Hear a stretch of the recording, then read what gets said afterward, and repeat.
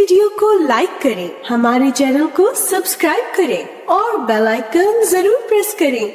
नहमदुहु व नुसल्ली अला रसूलिहिल करीम, अम्मा बाद, फ़अऊज़ु बिल्लाहि मिनश शैतानिर रजीम, बिस्मिल्लाहिर रहमानिर रहीम, रब्बि इश्रह ली सदरी व यस्सिर ली अमरी वहलुल उक़दतम मिन लिसानी यफ़क़हू क़ौली। हज़रत अबू हुरैरा रज़ियल्लाहु अन्हु बयान करते हैं, अन्ना रसूलल्लाह सल्लल्लाहु अलैहि वसल्लम क़ाला इज़ा क़ालल इमामु समिअ अल्लाहु लिमन हमिदा फ़क़ूलू अल्लाहुम्मा रब्बना लकल हम्दु फ़इन्नहु मन वाफ़क़ क़ौलुहु क़ौलल मलाइकति गुफ़िर लहु मा तक़द्दम मिन ज़ंबिहि। रसूलुल्लाह सल्लल्लाहु अलैहि वसल्लम ने फरमाया, जब इमाम समिअ अल्लाहु लिमन हमिदा कहे तो तुम अल्लाहुम्मा रब्बना लकल हम्द कहो, इसलिए कि जिसका ये कहना फरिश्तों के कहने से मिल जाए उसके अगले गुनाह बख्श दिए जाएंगे। जब वो अल्लाह की तारीफ करता है समिअ अल्लाहु लिमन हमिदा, तो फरिश्ते साथ क्या कहते हैं? रब्बना व लकल हम्द, यानी उसका जवाब है एक तरह से। अब आप खुद भी पढ़ रहे हैं, फरिश्ते भी पढ़ रहे हैं, अगर ये मैच कर गया, और कब मैच करेगा? जब आप मुंह में जल्दी से पढ़ देंगे। इसके लिए फिर तरीका ही मैटर करता है ना, कि आप पढ़ किस तरह रहे उसको, तो उसमें फिर पिछले गुनाह बख्श दिए जाएंगे। तो नमाज बजाते खुद भी गुनाहों की बख्शिश का जरिया है, और उसमें मजीद कुछ तस्बीहात वगैरह पढ़ना वो भी। ये हदीस आप अपने बहन भाइयों के, जैसे पहले मैंने बताया था ना, बच्चे जो नमाज मस्जिद में नहीं जाते पढ़ने, उनको जब आप इस तरह की बात बताएं तो जरा शौक और दिला सकते हैं, क्योंकि इसमें लिखा है ना कि इस फजीलत का हकदार वही इंसान बनता है जो मस्जिद में बाजमात नमाज अदा करे। लेकिन खवातीन के लिए पसंदीदा नमाज उनके घर की नमाज है, लिहाजा अगर वो खुद पढ़ेंगे तो इंशाल्लाह वो भी महरूम नहीं रहेंगे, लेकिन शर्त है कि अच्छी से नमाज पढ़ी जाए। इस हदीस से इस बात का भी पता चला कि फरिश्ते नमाज के वक्त मौजूद होते हैं, आप अकेले नहीं होते उस वक्त, और नमाज पढ़ने वालों के साथ तस्बीह और तहमीद में शरीक होते हैं। और इससे ये भी पता चलता है कि रुकू से सर उठाने के बाद बंदे को थोड़ी देर के लिए रुकना और मसनून दुआओं को पढ़ना चाहिए, यानी रुकू करके खड़े होके जरा सा टिक जाएं। ये नहीं कि समी अल्लाहु लिमन हमिदा उठते हुए और रब्बना व लकल हम्द सजदे में जाते हुए। आमतौर पे हम ऐसी नमाज पढ़ते हैं जल्दी में, समी अल्लाहु लिमन हमिदा कहते हुए खड़े हो, जैसा रुक जाए, रब्बना व लकल हम्द हम्दन कसीरन तय्यबन मुबारकन फी। इस तस्बीह की भी बहुत फजीलत है, क्योंकि नमाज बख्शिश का जरिया कब बनती है? जब बंदा उसमें अल्लाह ताला की खूब हम्दो सना बयान करता है। तो ये भी मकाम है हम्दो सना बयान करने का। तो अगर आप ये तस्बीह जानते हो, क्योंकि एक दफा किसी सहाबी ने आपके पीछे ये तस्बीह पढ़ी नमाज के अंदर, सलाम फेरने के बाद आपने पूछा कि मैंने देखा कि 30 से ज्यादा फरिश्ते इस तस्बीह को लेने के लिए लपके हैं, यानी उन्हें इतनी पसंद आई है। क्योंकि फरिश्ते खुद बहुत तस्बीह करते हैं ना अल्लाह की। सबसे पसंदीदा काम फरिश्तों का क्या है? अल्लाह ताला की तस्बीह करना। जैसे पहले पारे में भी आता है, नहनु नुसब्बिहु बिहम्दिका व नुक़द्दिसु लक, यानी फरिश्तों के और बहुत से काम है, लेकिन उनका पसंदीदा तरीन काम क्या है? आपको पता नहीं, फरिश्ते कायनात के इंतजाम पे मामूर हैं, बारिशों के बरसाने के और जान निकालने के और बहुत से बेशुमार काम है उनके, लेकिन उन्होंने अपना सबसे पसंदीदा काम वहां जिक्र किया, नहनु नुसब्बिहु बिहम्दिका व नुक़द्दिसु लक। तो वो तस्बीह करते हैं, और यहाँ भी तस्बीह के वक्त खास तौर पर जवाब दे रहे होते हैं। और फिर वो तस्बीह जो है हम्दन कसीरन तय्यबन मुबारकन फी, ये फरिश्तों की पसंदीदा तरीन तस्बीह थी। 30 से ज्यादा फरिश्ते आगे लपक के उसको उठाने लगे। तो इसको भी अगर आप पढ़ सके तो ज्यादा अच्छा है। ये पढ़ लें तो जब अल्लाह अकबर कहें तो नीचे जाएं, ठीक है? देखिए, नमाज में खुशू करने का एक बेहतरीन तरीका क्या है कि हर स्टेप के बाद जरा सा रुक जाएं कि आपके जिस्म की हरकत खत्म हो जाए, फिर अगला स्टेप अदा करें। फिर जुमे की फजीलत पर है, ये भी आप अपने जो मर्द हजरात हैं उनको बता सकते हैं। 35 सफ़े पर आखिरी हदीस है, चूंकि पीछे हम इससे मिलती जुलती हदीस पढ़ चुके हैं, लेकिन इसमें एक नई बात है जो आपसे करना चाहूंगी।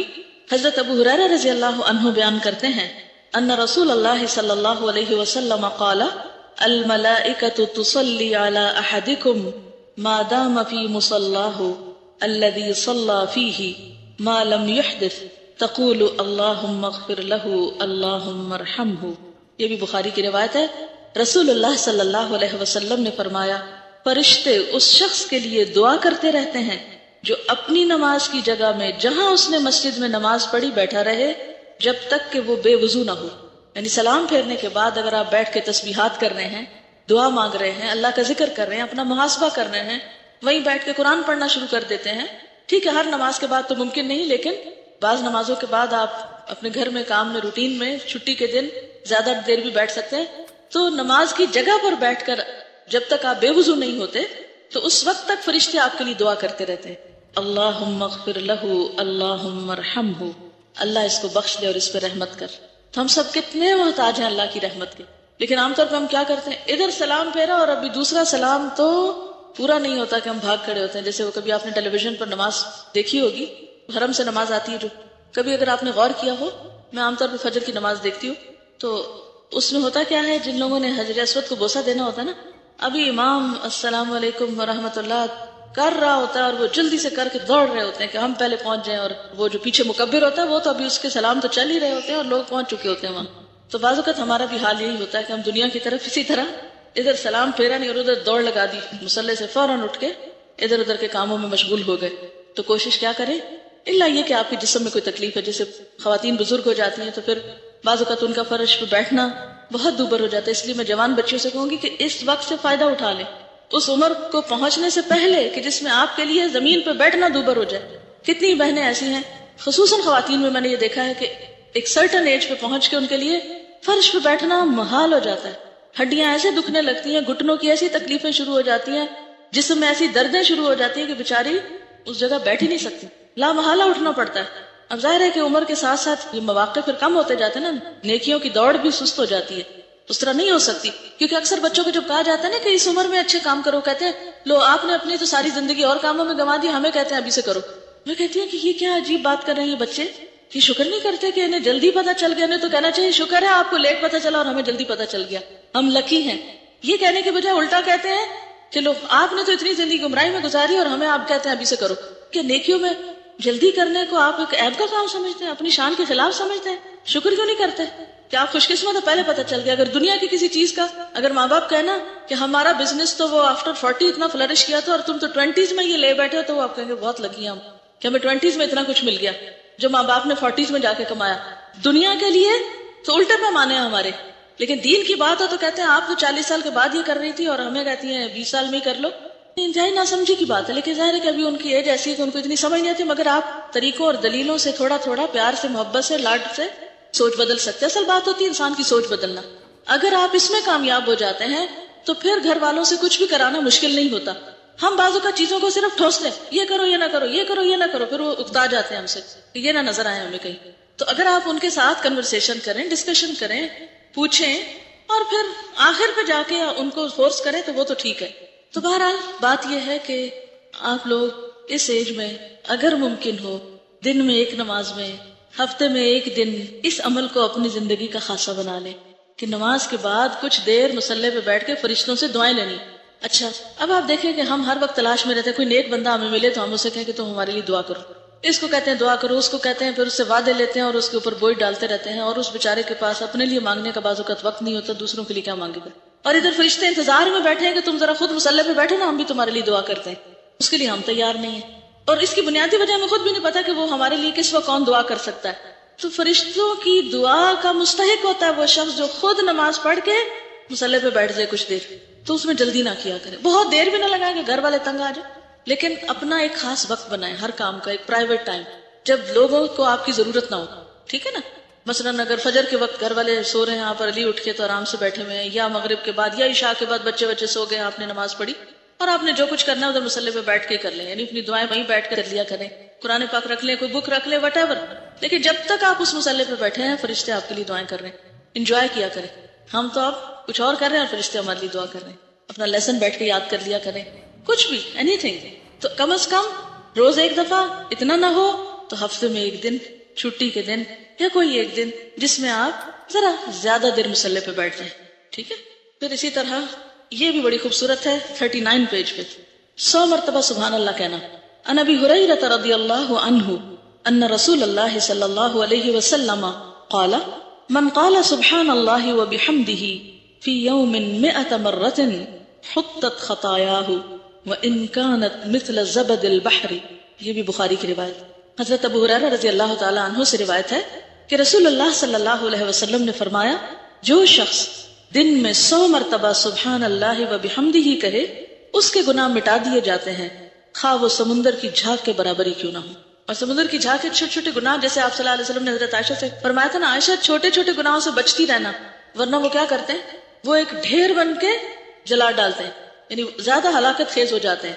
بڑا گناہ تو ایک ہی بڑا نا، لیکن چھوٹے چھوٹے مل کے اس سے بھی بڑے ہو جاتے ہیں. ٹھیک ہے نا؟ قطرہ قطرہ دریا ہو جاتا ہے.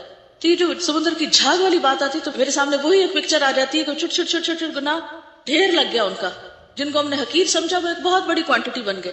ایسے چھوٹے چھوٹے گناہوں کی معافی کے لیے اللہ کی حمد و ثنا. پھر آپ دیکھیں تسبیح جو ہے یہ کتنی بہترین چیز ہے. لیکن مشکل پتہ ہے کیا ہے؟ بات یہ ہے کہ دیکھنے کو یہ عمل بہت چھوٹا لگتا ہے اور آپ کہتے لو یہ کیا مشکل ہے، یہ تو میں آرام سے ہی کر سکتا ہوں. لیکن اصل بات یہ ہے کہ یہ اتنے آرام سے نہیں ہوتا. اصل مشکل پابندی ہے، روزانہ کرنا. صبح شام کی دعاؤں میں بھی یہ عمل لکھا ہوا ہے. کتابیں آپ کے پاس ہیں، کتنے لوگ اب تک کرتے ہیں؟ کتابیں تو سب کے پاس لیکن فیو ہینڈز ہیں، سارے نہیں ہیں. 100% نہیں کر رہے آپ لوگ. کتنا آسان عمل ہے لیکن 100% نہیں ہو رہا. میں چاہتی ہوں کہ یہ عمل آپ سب میں ہونا چاہیے، کوئی مشکل نہیں. اگر آپ ایک دن بیٹھ کے سبحان اللہ و بحمدہ سبحان اللہ و بحمدہ کو 100 دفعہ گنے تو 2-3 منٹ سے زیادہ نہیں لگتے. تو 24 گھنٹوں میں 2-3 منٹ نہیں اپنے گناہ معاف کرانے کے لیے. اس کا طریقہ کیا ہے؟ میں نے اس کا کیا حل نکالا ہے کہ جب میں اپنے گھر سے نکلتی ہوں اپنے پڑھانے کی جگہ پر جانے کے لیے یا آفس جانے کے لیے، تو میں بیٹھتے ہی ایک اور کام کرتی ہوں. آپ کو پتہ نا سواری پہ نفل پڑھ سکتے ہیں، تو چونکہ ٹائم کم ہوتا ہے تو عام طور پر میں گھر سے نکلتے ہی سبحان الذی سخر لنا اور وہ گھر سے نکلنے کی دعائیں پڑھ لیتی ہوں. اور جو ہی گاڑی قبلے کی طرف مڑتی ہے تو میں اللہ اکبر کر کے 2 نفل شروع کر دیتی ہوں. ایک تو یہ ہے کہ نبی صلی اللہ علیہ وسلم کی سنت کی پیروی ہو جاتی ہے کیونکہ آپ سواری پر بھی نفل پڑھتے تھے. ٹھیک ہے. دوسرا یہ ہے کہ عام طور پر ہمارے اوپر اتنے فرائض اور ذمہ داریاں ہیں کہ نفل پڑھنے کا ٹائم کم ملتا ہے. تو ایسے اوقات کو انسان استعمال کر سکتا ہے. اللہ ہی کہ آپ کو ڈرائیو کر رہے ہیں پھر تو نہیں ہو سکتا نا، کیونکہ مشکل ہے.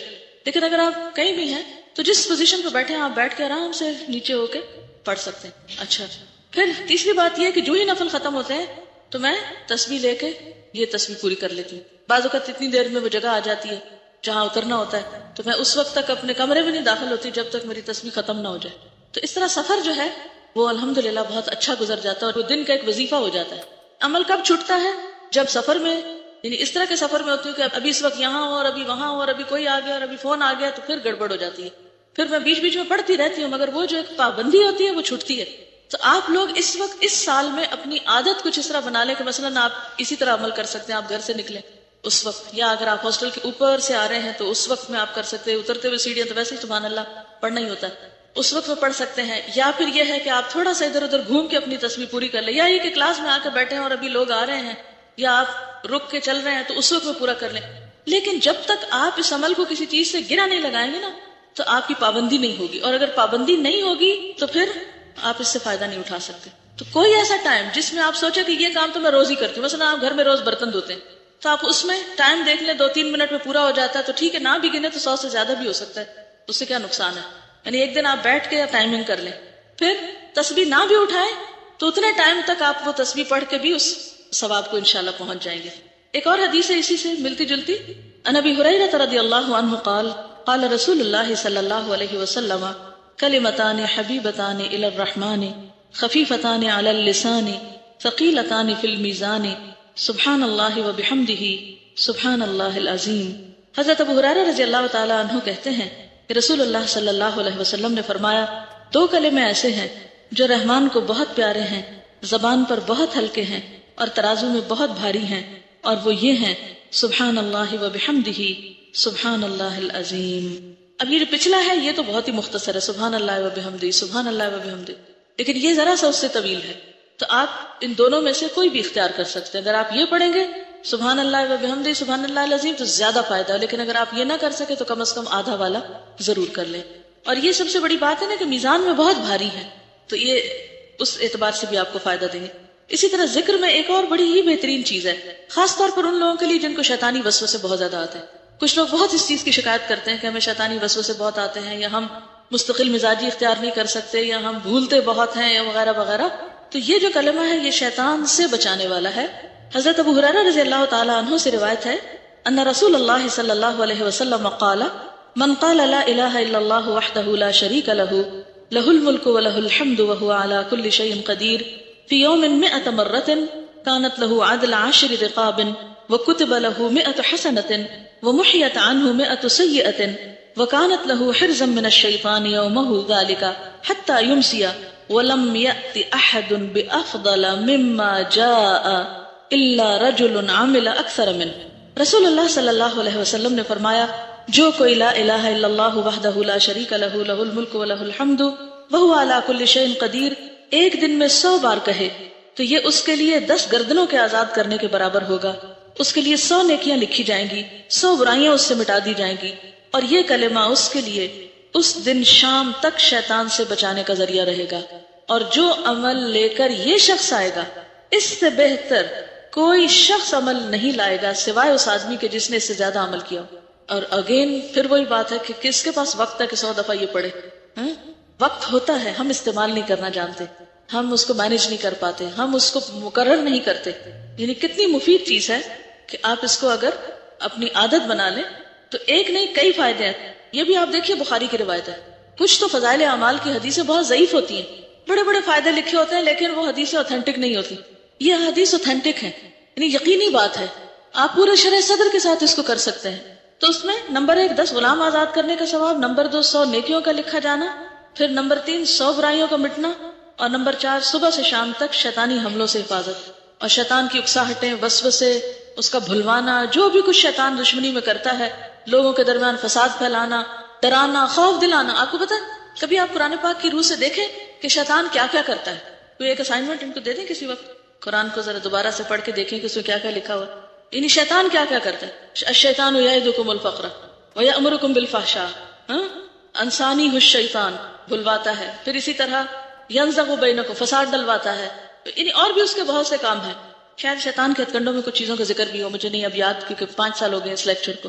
تو اینی ہاؤ اب شیطان کے جتنے بھی وار ہیں ان سارے واروں سے یہ کلمہ آپ کو انشاءاللہ محفوظ رکھے گا، یعنی آپ کے اندر ایک ایمان کی ایسی طاقت ہوگی شیطان آپ کے اوپر آ نہیں سکتا۔ اور یہ جو لوگ یہ شکایت کرتے ہیں ان کو جن چمٹے میں اور معلوم نہیں کون کون ان کے پاس آتا ہے اور جاتا ہے، ان سب کو بھی اس سے خلاصی ہو سکتی ہے۔ یعنی جو اس قسم کی گفتگو فرمائے ان کو بھی یہ نسخہ بتایا کریں کہ آپ یہ عمل کریں اور پھر بتائیں، کیونکہ نبی صلی اللہ علیہ وسلم کی بات سے بڑھ کر سچی بات کس کی ہو سکتی ہے؟ اچھا جناب، اگر یہ 100 دفعہ نہ کہہ سکیں تو کم از کم 10 دفعہ کہہ لیا کریں، کیونکہ 45 پیج پر آخر میں یہ حدیث دیکھیے، حضرت ابو ایوب انصاری رضی اللہ تعالی عنہ نبی صلی اللہ علیہ وسلم سے روایت کرتے ہیں، من قال لا الہ الا اللہ وحدہ لا شریک لہ لہ الملک ولہ الحمد وہو علی کل شیء قدیر 10 مرار کان کمن اعتق 4 انفس من ولد اسماعیل۔ یہ صحیح مسلم کی روایت ہے، جو شخص 10 مرتبہ یہ کلمہ کہے لا الہ الا اللہ وحدہ لا شریک لہ لہ الملک ولہ الحمد وہو علی کل شیء قدیر، وہ اس شخص کی طرح ہوگا جس نے اسماعیل علیہ السلام کی اولاد سے 4 شخص آزاد کیے۔ یعنی اس کا صرف اتنا فائدہ ہے اگر 10 دفعہ پڑھے، لیکن اگر آپ کسی بھی طرح اپنے آپ کو پابند کر سکیں، اور اس ایج میں تو آپ کے اوپر کوئی بہت بڑے مسئلے مسائل نہیں ہیں، گھر جاتے وقت واپسی پہ اگر آپ یہ باندھ لیں، ایک تسبیح کر لیں، آتے وقت سبحان اللہ و بحمدہ کر لیں، اور جاتے وقت لا الہ الا اللہ وحدہ کی کر لیں، اور اگر ایک دن آپ ٹائمنگ کر لیں، مثلا آپ خود ڈرائیونگ کر رہے ہیں تو آپ کو پتا ہوگا اتنے منٹ میں گھر آتا ہے اور اتنے منٹ میں پڑھ کے یہ کلمہ 100 دفعہ ہو جاتا ہے، تو پھر بھی اس سے آپ کو فائدہ ہوگا۔ اسی طرح نماز کے بعد جو تسبیحات پڑھی جاتی ہیں اس میں 33 مرتبہ سبحان اللہ، 33 مرتبہ الحمدللہ، 33 مرتبہ اللہ اکبر کہنا، اور 100 کی تعداد پوری کرنے کے لیے لا الہ الا اللہ وحدہ لا شریک لہ لہ الملک ولہ الحمد وہو علی کل شیء قدیر پڑھنا۔ اس کی ساری خطائیں معاف کر دی جائیں گی، اگرچہ وہ سمندر کی جھاگ کے برابر ہی کیوں نہ۔ اب آپ دیکھیں کتنی آپشنز آپ کو دی جا رہی ہیں، آپ ایک کام کر لیں، وہ نہیں کر سکے دوسرا کر لیں، وہ نہیں کر سکے تیسرا کر لیں، لیکن کچھ نہ کچھ تو کریں۔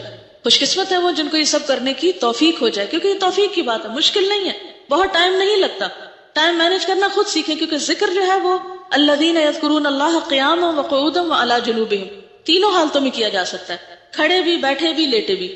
آپ کام کر رہے ہیں، آپ کچھ بنا رہے ہیں، صفائی کر رہے ہیں، کچھ بھی کرتے ہوئے آپ ذکر کر سکتے ہیں، صرف یہ ہے کہ آپ کو باندھنے کی اور پابندی کی ضرورت ہے۔ اور اس میں بھی میں نے خود دیکھا تھا 1.5 منٹ لگتا ہے یہ تسبیحات پڑھنے میں، اور ثواب کتنا زیادہ ہے۔ اور ایک اور بات یہ کہ آپ نے دیکھا ہوگا کہ نماز پڑھ کے جیسے آپ تھوڑا سا تھک جاتے ہیں نا، تو بیٹھ کے جب تسبیح کرتے ہیں تو آپ اس سے ایک طرح سے آرام بھی تھوڑا سا کر لیتے ہیں، یعنی نماز کے بعد فرض نماز آپ نے اچھی سے پڑھی اور پڑھنے کے بعد آپ تھوڑا سا فیل کرتے ہیں جیسے آپ you feel tired a little bit، یعنی فزیکلی، تو آپ یہ تسبیح پڑھ لیں تو پھر دعا کر لیں، تو اس سے آپ کو اور زیادہ اطمینان اور سکون نصیب ہوگا۔ اور اسی سے ملتی جلتی حدیثیں جو ہیں یہ مزید بھی موجود ہیں، یہ آپ کے خود پڑھنے کے لیے میں نے چھوڑ دی ہیں، اور اس میں خاص طور پر رات کے وقت سوتے وقت اگر یہ تسبیحات پڑھی جائیں، خصوصاً تھکاوٹ کے بعد، آپ بہت تھک گئے ہیں، آپ کو نیند نہیں آ رہی، آپ تسبیح پڑھنا شروع کریں، پوری ہونے سے پہلے ہی سو جائیں گے۔ میں نے اکثر ہی تجربہ کیا، ایسا سکون آتا ہے کہ پتہ نہیں چلتا کتنی پڑھی گئی اور کتنی نہیں۔ حضرت فاطمہ سے متعلق یہ حدیث ہے، ان کو تسبیحات فاطمہ بھی اسی وجہ سے کہا جاتا ہے۔ حضرت فاطمہ رضی اللہ تعالی عنہا نے یہ شکوہ کیا کہ چکی پیسنے سے ان کے ہاتھ پر نشان پڑ گیا ہے، اور وہ نبی صلی اللہ علیہ وسلم کے پاس ایک لونڈی مانگنے کے لیے آئیں۔ اتفاق سے نبی صلی اللہ علیہ وسلم نہ ملے تو انہوں نے حضرت عائشہ سے اپنے آنے کا مقصد بیان کیا اور چلی گئی۔ جب نبی صلی اللہ علیہ وسلم تشریف لائے تو حضرت عائشہ نے آپ سے حضرت فاطمہ کے آنے کا ذکر کیا۔ حضرت علی رضی اللہ تعالیٰ عنہ بیان کرتے ہیں کہ نبی صلی اللہ علیہ وسلم ہمارے پاس اس وقت تشریف لائے جب ہم اپنے بستروں پر سونے کے لیے جا چکے تھے۔ میں نے آپ کو دیکھ کر اٹھنا چاہا لیکن آپ نے فرمایا اٹھو نہیں، اپنی جگہ رہو۔ آپ تشریف لا کر ہم دونوں کے بیچ میں بیٹھ گئے۔ میں نے آپ کے پاؤں کی ٹھنڈک اپنے سینے میں محسوس کی۔ آپ نے فرمایا میں تم دونوں کو ایسی ترکیب نہ بتاؤں جو تمہارے لیے ایک خدمتگار سے بڑھ کر ہو۔ جب تم دونوں اپنی خوابگاہ میں اپنے بچھونوں پہ جانے لگو تو 33 بار اللہ اکبر کہو، 33 بار سبحان اللہ اور 33 بار الحمدللہ۔ یہ عمل تمہارے لیے ایک خدمتگار سے بڑھ کر ہوگا، یعنی کوئی خدمتگار تمہیں دبائے بیٹھ کے تو اس سے بہتر ہے کہ تم یہ تسبیحات پڑھ کر سو جاؤ۔ اچھا، اس میں 2-3 اور باتیں بھی پتہ چل رہی ہیں۔ نمبر 1، حضرت فاطمہ رضی اللہ تعالی عنہا کا اپنے ہاتھوں سے کام کرنا۔ نمبر 2، آپ صلی اللہ علیہ وسلم کے پاس جا کر والدین سے کسی چیز کی ڈیمانڈ کرنا، یعنی والدین سے سوال میں نہیں آتا، یعنی کسی اور سے جیسے آپ سوال کرتے تو معیوب ہے نا، لیکن والدین کے پاس جا کر اپنی حاجت آپ رکھ سکتے ہیں، پیغام بھی بھیج سکتے ہیں کہ مجھے اس چیز کی ضرورت ہے۔ اب بھی ہمارے یہاں بیٹیاں عام طور پر کچھ مشکل آتی ہے تو پیرنٹس کے پاس ہی جاتی ہے، تو اس کا بھی جواز ہے یہاں، کیونکہ آپ نے یہ نہیں کہا کیوں آئی تھی اور کیوں پوچھا اور یہ منع ہے، نہیں، یہ شدت نہیں ہے، بلکہ آپ صلی اللہ علیہ وسلم نے اس کا حل سوچا۔ اچھا، پھر یہ کہ جب آپ تشریف لائے تو وہ دونوں اٹھنے لگے۔ اس سے کیا پتہ چلتا ہے کہ کسی بھی بڑے کو دیکھ کر ادھر ہی مزے سے بیٹھے نہیں رہ جانا چاہیے، بلکہ اٹھ کر ویلکم کرنا چاہیے، خصوصاً جب آپ کے گھر میں کوئی آیا ہو، الا ہی کہ آپ بیمار ہو یا کوئی تکلیف ہو یا کوئی ایسی بات ہو جو معذوری میں آتی ہو، ادروائز کوئی بزرگ گھر میں آئے خاص طور پر تو اٹھ کے ملنا چاہیے اس کو۔ اچھا، اب آپ دیکھیے کہ چونکہ وہ لیٹ چکے تھے، رات کا وقت تھا، تھکاوٹ کا، سونے کا، تو آپ صلی اللہ علیہ وسلم نے ان کو اٹھنے سے روک دیا کہ نہیں، تم نہیں اٹھو، لیٹے رہو، جہاں ہو وہیں رہو، اور آپ صلی اللہ علیہ وسلم ان کے دونوں کے بیچ میں بیٹھ گئے۔ اچھا، دونوں کے بیچ میں بیٹھ کر آپ نے اپنی ٹانگیں لمبی کی ہوگی، جبھی آپ کا پاؤں حضرت علی کے سینے تک جا کے لگا نا، اور مدینہ میں بہت شدید ٹھنڈ ہوتی ہے، مکہ میں اتنی نہیں ہوتی لیکن مدینہ میں ہوتی ہے، تو آپ کے پاؤں ٹھنڈے تھے، تو حضرت علی فرماتے ہیں کہ آپ کے پاؤں کی ٹھنڈک میں نے اپنے سینے میں محسوس کی، اور پھر آپ نے فرمایا میں تم دونوں کو ایسی ترکیب نہ بتاؤں جو تمہارے لیے خدمتگار سے بڑھ کر ہو، اور تم یہ تسبیح پڑھ لیا کرو۔ تو اس سے یہ پتہ چلتا ہے کہ ذکر الہی ہماری جسمانی تھکاوٹ کا بھی علاج ہے، ثواب کا ثواب اور سکون کا سکون۔ اور آپ فرمائیے۔ بالکل، یہ کہتے ہیں کہ جب ہم یہاں کورس کرتے ہیں تو لوگ ہم سے پوچھتے ہیں کوئی اچھی سی بات بتائیں، تو اچھی باتوں میں یہ ایک نسخہ کوئی آپ ان کو بتا سکتے ہیں، ان سے پوچھتے ہیں کہ آپ کام کر کے تھک تو نہیں جاتے یا بیکار رہ کے تھک تو نہیں جاتے، کہ کچھ لوگ کام کر کے تھکتے ہیں اور کچھ بیکار رہ کے بھی تھکتے ہیں۔ جو لوگ وظیفے پوچھتے ہیں، اوتھینٹک مسنون بہترین وظیفے ہیں۔ ایسا ہے کہ میں نے اپنے بچوں کو عام طور پہ سفر میں ہی ذکر سکھایا ہے۔ مثلاً ہم عمرے پہ جا رہے تھے تو اس وقت میرے بیٹے کی عمر 3 سال تھی شاید۔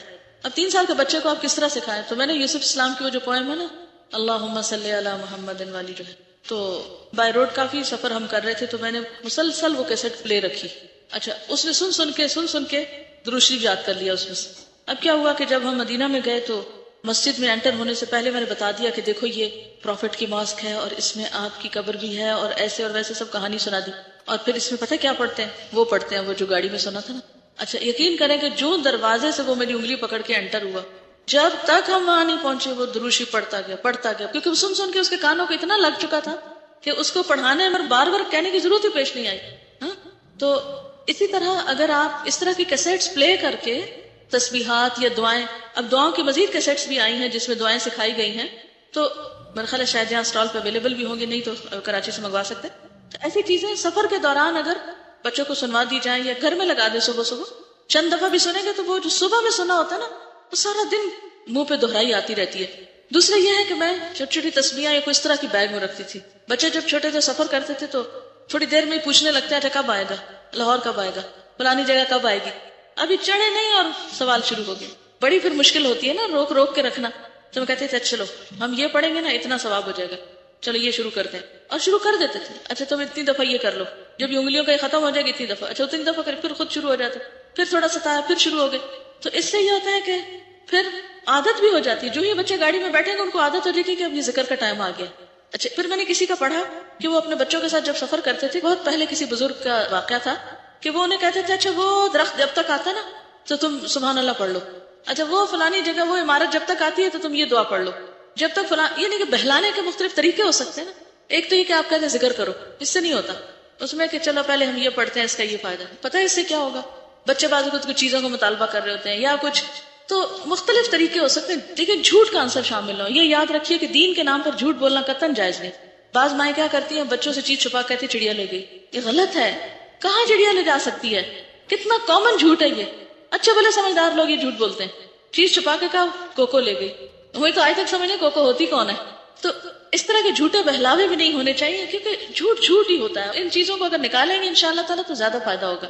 میں تو صاف کہتی ہوں چھپا دی، جو کیا وہ بتا دیں، وہ مان جاتے ہیں، پھر نہیں بھی مانے تو نہ صحیح، لیکن جھوٹ کا سہارا لے کے نہیں. تو اسی طرح اگر ان کو اوتھینٹک آپ کے پاس اس کا ثواب ہے وہ بتائیں، آخرت کا بتائیں، جنت کا بتائیں. اور میں تو حتیٰ کہ جب بچوں کو نہلاتی تھی نا، تو نہلاتے ہوئے ان کے ہاتھوں سے بہت میل اترتی نا، بچے مٹی میں ہاتھ ڈالتے ہیں، تو ساتھ ساتھ جیسے نماز کی عادت یا کچھ جیسے اب نماز پڑھتے ہیں نا، اسی طرح میل اترتی ہے. یہ کرتے ہیں تو یوں ہوتا ہے. ماں سب سے بہترین معلم ہو سکتی ہے اپنے بچوں کے لیے کہ ان کو نیچرل وے میں سکھائے.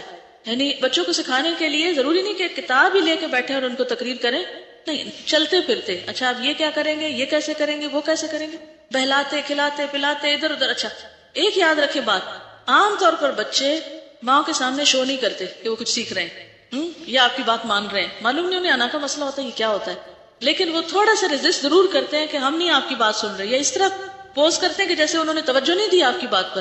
لیکن جب آپ نہیں ہوتے تو وہ کام کر رہے ہوتے ہیں. اس لیے کبھی مایوس نہ ہو بچوں کو سکھاتے اور بتاتے وقت، اور فوراً رزلٹ ایکسپیکٹ نہ کریں. آج نہیں تو کل سے، کل نہیں تو پرسوں سے. اور ایک بات اگر آپ نہ بھولیں تو زندگی بڑی آسان ہو جائے، اور وہ ہے اللہ سے مدد مانگنا. وَاسْتَعِنْ بِاللَّهِ. جو کام نہیں ہو رہا اللہ سے مدد مانگے. جس کی دوستی اللہ سے ہو گئی اور اللہ سے مضبوط تعلق ہو گیا، فَقَدْ اسْتَمْسَكَ بِالْعُرْوَةِ الْوُثْقَى لَا انْفِصَامَ لَهَا. پھر اللہ تعالیٰ ساتھ نہیں چھوڑتا. ٹھیک ہے، جن چیزوں کی آپ کو عادت ڈالنی ہو، آپ کی ایک پرسنل ڈائری ہونی چاہیے، اس میں آپ اپنے لیے نصیحتیں لکھا کریں کہ مجھے یہ کرنا ہے، اس چیز کی عادت ڈالنی ہے. یعنی کرنے کے کام کے نام سے ایک ڈائری آپ کے پاس ہونی چاہیے کہ جس میں آپ صرف یہ نہیں کہ کرنے کے کاموں میں دوپٹہ رنگوانا ہے اور فلاں کپڑے کو لیس لگوانی ہے، یہ نہیں ہے کرنے کے کام صرف، بلکہ کرنے کے کاموں میں یہ بھی ہے کہ اس تسبیح کی عادت ڈالنی ہے، فلاں چیز کو اپنی زندگی میں شامل کرنا ہے. یعنی نیکیوں میں بھی سبقت لے جانے کے لیے کرنے کے کاموں کا کچھ نہ کچھ آپ ایک حصہ بنا کے رکھیں. میں عموماً 3 طرح کے کام لکھتی ہوں. ایک تو روزانہ کے جو کام ہوتے ہی ہیں الوداع کے یا جو بھی زندگی میں. ایک صحت سے متعلق کوئی بھی ٹپ کہیں سے مل جائے یا کوئی بات کہ فلاں چیز یوں فائدہ دیتی ہے تو وہ الگ لکھ لیتی ہوں. یعنی وہ کرنے کے کام الگ ہیں، یعنی اپنی جسمانی صحت کا خیال رکھنے کے لیے. اور تیسرے روحانی یا نیکی کے کوئی کام کی جو توفیق ہو تو اس کے لیے اپنی یادداشت کے لیے لکھ لیتی کہ یہ میرے کرنے کے کاموں میں سے. تو اس میں جب کوئی بات نہیں پتہ چلی تو اس لسٹ میں ایڈ کر لی. ٹھیک ہے، تو اس طرح انشاءاللہ العزیز کچھ عرصے تک وہ اگر آپ اپنی لسٹ پڑھتے رہیں تو آپ کو پھر عادت پڑ جاتی ہے، حتیٰ کہ وہ چیزیں آپ کو پھر لکھی بھی نہیں آپ کے اپنے عمل کی لسٹ میں شامل ہو جائیں. پھر بھی یہ ہوتا ہے پتہ کیا، میرے ساتھ تو بہت مشکل یہ ہے کہ مجھے ٹریول بہت کرنا پڑتا ہے، ایک جگہ کہیں ہوتی نہیں تو روٹین نہیں بن پاتی چیزوں کی. بناتی ہوں جب تک وہاں ہوتی ہوں ٹھیک رہتا ہے، جب ٹریول کرتی ہوں اب 10 دن کے لیے میں اپنے مقام سے نکلی ہوں، 10 دن کے بعد لوٹوں گی تو مجھے ساری چیزوں کا پھر ریمائنڈر چاہیے کہ میں کیا کیا کرتی تھی اور کون سی چیز میری سفر میں چھوٹ گئی. کیونکہ ایک حدیث میں آتا ہے کہ جب کوئی بندہ کسی بھی کام کی پابندی کرتا ہے تو بیماری اور سفر کی وجہ سے اگر وہ کام نہ کر سکے تو اللہ تعالیٰ اس کے نام اعمال میں وہ ایسے ہی پورا پورا لکھ دیتے ہیں وہ عمل. تو اس لحاظ سے مجھے اطمینان بھی ہوتا ہے کہ ٹھیک ہے اگر میں سفر میں کوئی چھوٹ بھی گیا تو وہ لکھا تو جا رہا ہے اگر گھر میں پابندی ہے اس چیز کی. لیکن ساتھ ہی یہ چیز بھی ہے کہ جب آپ دوبارہ گھر پہنچے تو پھر سفر کا تو وہ بونس ختم ہو گیا، اب تو آپ کو پھر سے وہ سب کچھ کرنا ہی کرنا ہے، تو آپ کو دوبارہ اپنی لسٹ پڑھنے کی ضرورت ہوتی ہے. تو ایک اپنی ڈائری اس طرح کی ضرور بنا چھوڑیں کہ جو آپ نے اس قرآن پڑھنے کے سال میں یا ویسے بھی زندگی میں اچھی عادتوں کے اپنے ساتھ عہد کیے ہیں ان کو آپ کہیں نہ کہیں جوٹ ڈاؤن کر لیں اور وقتاً فوقتاً اپنا دوبارہ جائزہ لیں کہ کہیں یہ عادت چھوٹ تو نہیں گئی مجھ سے، اور اگر کوئی چیز چھوٹ گئی ہو تو اس کو پھر دوبارہ اپنی عادت میں ڈال لیں. ٹھیک، کسی نے کہا جو ذکر دن میں 100 مرتبہ کرنے کو کہا گیا کہ وہ ایک ہی وقت میں لگاتار 100 مرتبہ کیا جائے یا وقفے سے بھی کیا جا سکتا ہے؟ وقفے سے بھی کیا جا سکتا ہے. بعض اوقات ایسا ہوتا ہے نا آپ نے ایک کام شروع کیا، سم ٹائم ایسا ہو جاتا ہے کہ میں جیسے اپنی گاڑی میں بیٹھی ہوں، میں نے شروع کیا ذکر، اتنے میں ٹیلی فون آ گیا. اب آپ دیکھیں کہ اگر کسی نے ٹیلی فون کیا تو ہو سکتا ہے اس میں بھی کوئی مسئلہ پوچھے مجھ سے تو میرا بہت ثواب جمع ہو جائے. کہتے ہیں نا دال علی الخیر کفاعلہ، نیکی کا رستہ بتانے والا جو ہے وہ ایسا ہی جیسا کرنے والا. تو اس لیے عام طور پر میں ٹیلی فون کال سے گھبراتی نہیں ہوں اگر میرے پاس وقت نہ ہو. جیسے اب کلاس میں بیٹھی ہوں تو اب تو میں اٹینڈ نہیں کر سکتی نا، تو میں کوشش کرتی ہوں کہ میکسیمم میں لوگوں کے سوالوں کے یا مسئلے مسائل کے جواب دے دوں. لیکن جب مصروفیت ہے تو پھر مصروفیت ہے، پھر نہیں بھی جواب دے سکتی. تو اس وقت پھر کیا ہوتا ہے کہ میں وہ تصویر روک کے پھر کیا کرتی ہوں، سوال کا جواب دیتی ہوں. اور اب کیا ہے کہ وہ کٹ گیا، بریک آ گئی. اب دوبارہ جب آپ ریزیوم کریں گے تو وقفہ تو آ گیا. بعض اوقات یہ بھی ہوتا ہے کہ کوئی ایسا کام پڑ جاتا ہے کہ آپ 5-10 منٹ کے بعد بھی نہیں شروع کر سکتے. ہو سکتا ہے آپ دوپہر میں پھر کریں، ہو سکتا ہے شام میں کریں. تو وقفہ پڑھنے سے حرج نہیں ہے اگر جان بوجھ کے نہ ٹال مٹول کی جائے. اور اگر جیسے لا الہ الا اللہ وحدہ لا شریک لہ ذرا لمبی ہے اور آپ کے پاس اتنا ٹائم کوئی نہیں ایک اسٹریچ میں نکل رہا، تو آپ یہ بھی کر سکتے ہیں کہ ہر نماز کے بعد یا مختلف اوقات میں دن میں 2 دفعہ پہ بانٹ لیں، 4 دفعہ پہ 25-25 کر کے بانٹ لیں، جیسے بھی سہولت ہو. کسی نے لکھا کہ میری طبیعت بوجھل رہتی ہے، نماز پڑھنے میں دل نہیں لگتا، دعا مانگنے کو بھی دل نہیں کرتا، ایک دم اٹھ جاتی ہوں، مشکلات زیادہ لگتی ہیں، خدا کے لیے بتائیں میں کیا کروں. اصل میں 2-3 وجوہات ہو سکتی ہیں. ایک تو یہ کہ فزیکلی آپ بیمار ہیں، کیونکہ یہ نارمل شخص کی کیفیت نہیں ہوتی. جو ایک نارمل ہیلدی شخص ہے وہ نماز کے وقت ایکٹیو ہوگا. ضرور یا تو آپ بیمار ہیں یا پھر یہ ہے کہ آپ کے اوپر بیک آف مائنڈ کو ایسی پریشانی ہے کہ جو آپ کو بوجھل کیے ہوئے. تو ایسے میں 2-3 چیزیں. ایک تو یہ کہ آپ قبولیت کے اوقات میں دعا مانگیں اپنے لیے. جیسے آپ کو پتا ہے جب آذان ہوتی ہے تو اس کے بعد آسمان کے دروازے کھلتے ہیں، وہ دعاؤں کی قبولیت کا وقت ہوتا ہے. یعنی وہ دعائیں یوں سیدھی جاتی ہیں. عام طور پر لوگ اذان سن کے بھی باتیں کیے چلے جاتے ہیں، پرواہ نہیں کرتے اذان ہو رہی ہے، حالانکہ وہ اتنا غنیمت کا وقت ہے. تو شکر کیا کریں، سب کام چھوڑ کے خاموش ہو جایا کریں، اذان کا جواب دے کے اپنے لیے خوب دعا کیا کریں. جو بھی آپ کی مشکل ہے، اپنی اس مشکل کے لیے بھی، اور اگر کوئی اور مشکل اس کا سبب ہے، ایک ہوتا ہے نا ظاہر سبب اور ایک ہوتا ہے پیچھے. تو بعض اوقات ہم ظاہری سبب کو ٹریٹ کرتے رہتے ہیں. اگر آپ مجھ سے کہیں کہ مجھے کوئی وظیفہ بتائیں کہ میرا نماز میں دل لگے، تو اس سے نہیں بات بنے گی. دیکھنا یہ پڑے گا کہ وہ ریزن کیا ہے جو آپ کے پیچھے ہے، اس کو ہٹائیں گے تو آپ کا یہ مسئلہ بھی حل ہو جائے. جیسے بعض بیماریاں ایسی ہوتی ہیں نا، سر درد ہے تو اب سر درد کوئی بیماری تھوڑی ہے. ہو سکتا ہے آئی سائٹ خراب ہو یا آپ کے اسٹمک میں کوئی پرابلم ہو، تو وہ سر درد بذات خود کوئی چیز نہیں ہے، سر درد کے پیچھے سبب ہوتا ہے کوئی. تو اگر آپ سبب نہیں دور کریں گے تو سر درد ٹھیک نہیں ہوگا. اسی طرح اور بھی بہت سی بیماریاں ہوتی ہیں کہ جس میں سبب چھپا ہوا ہوتا ہے. اس سبب کو آپ نکالیں، اپنے آپ کو انالائز کریں کہ مسئلہ کیا ہے میرے ساتھ. It's not a healthy sign. ایک نارمل شخص تو ایسے نہیں ہوتا. تو ریزن جان کے اس کا علاج کریں. اگر آپ سمجھتے ہیں کہ اس کے پیچھے کوئی مسئلہ ہے، آپ کی پریشانی ہے یا کچھ، تو آپ اس کے لیے اللہ سے دعا کریں قبولیت کے اوقات میں. تہجد کا وقت، سحری کا وقت جو ہے، اب رمضان آ رہا ہے تو آپ کو پورا مہینہ سحری کے وقت ملیں گے انشاءاللہ تعالی. تو ہم سارا سال اگر نہیں کر سکتے تو کم از کم رمضان میں تو کریں. تو آپ سحری کے وقت استغفار کریں. تو وہ بالاسحار هم یستغفرون، کہ سحری کے وقت وہ استغفار کرتے ہیں. ایک تو یہ ہو سکتا ہے. دوسرا یہ ہے کہ آپ کچھ چیزوں میں بندوں سے بھی مدد لیں. کیسے؟ انیشیئر کریں، کسی کے ساتھ ڈسکس کریں، حل پوچھیں جو آپ کو صحیح ایڈوائز کر سکے. لیکن یہ عادت نہ بنا لیں اس سے مسئلہ بیان کیا، اس سے کیا، اس سے کیا، اس سے کیا. جب ایک مسئلے کو بہت کثرت سے بیان کیا جاتا ہے تو وہ نہ ہوتے ہوئے بھی بن جاتا ہے. یعنی بعض مسئلے نہیں ہوتے لیکن ہم ان کا ذکر کر کر کے اس کو ایک ہوا بنا کے اپنے اوپر سوار کر لیتے ہیں. اس عادت سے بھی پرہیز کیجیے. تو انشاءاللہ تعالی جب آپ کسی انسان سے تھوڑا سپورٹ لیں گی کہ آپ کو وہ تھوڑا اس نماز کے وقت میں ساتھ ملا لے، اور انشاءاللہ کل جو ہم اگلی حدیث پڑھیں گے تو اس میں بھی آپ کو ایک سپورٹ ملے گی کہ نیک لوگوں کی مجلس میں بیٹھنا. اچھی مجلس سے بھی انسان کے اندر ایک ایمان پیدا ہوتا ہے اور اس سے پھر انسان کا عمل اچھا ہوتا ہے. اگر فجر کی نماز پڑھنے کے بعد اشراق کے وقت تک مسلسل بیٹھے رہے تو عمرے کا ثواب ملتا ہے. جی بالکل یہی ہے. تو یہ کہتی ہے کیا اٹھ کر کتابیں وغیرہ لے کر دوبارہ بیٹھے تو اس سے وہ ہوتا ہے کہ نہیں؟ تو پہلے ہی رکھ لیں. اوکے، اس کے ساتھ ہی اجازت چاہتی ہوں. سبحانک اللہم و بحمدک، نشہد ان لا الہ الا انت، نستغفرک و نتوب الیک. والسلام علیکم و رحمۃ اللہ وبرکاتہ.